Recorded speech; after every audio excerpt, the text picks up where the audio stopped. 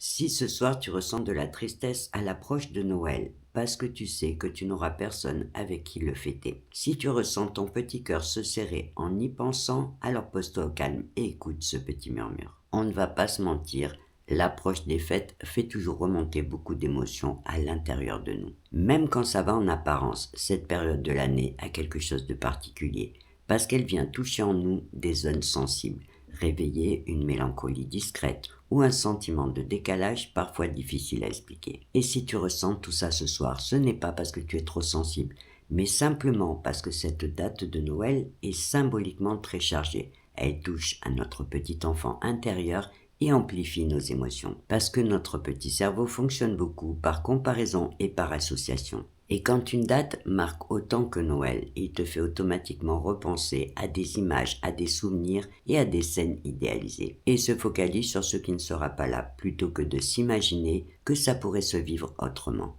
Et toi, tu essayes de lutter contre cette sensation, de la repousser, de la minimiser, en te disant que ce n'est pas si grave. Sauf que plus on essaye de lutter contre une émotion et plus ça prend de la place dans notre espace mental. Elle insiste et elle finit par nous fatiguer.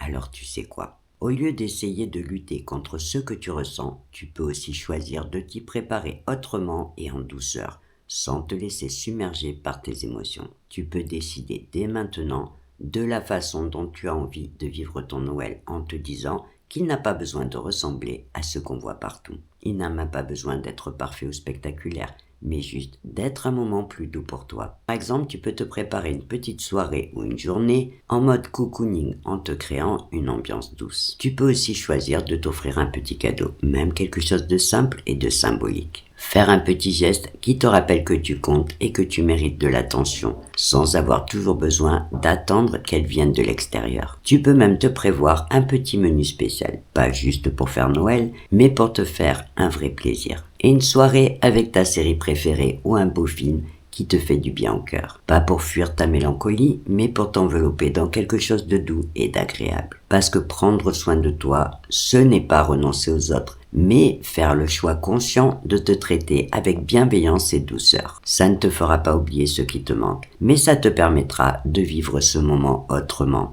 de te créer une ambiance différente à ta manière, quelque chose de simple, mais préparé pour toi. Mais pour l'instant, ferme les yeux, détends-toi et écoute ce petit murmure qui te rappelle que tu as le droit de t'offrir de la douceur et de la compassion pour te préparer à traverser ce moment sans pression et sans comparaison. Et sur ce, je te souhaite de belles fêtes de fin d'année et une belle nuit à toi.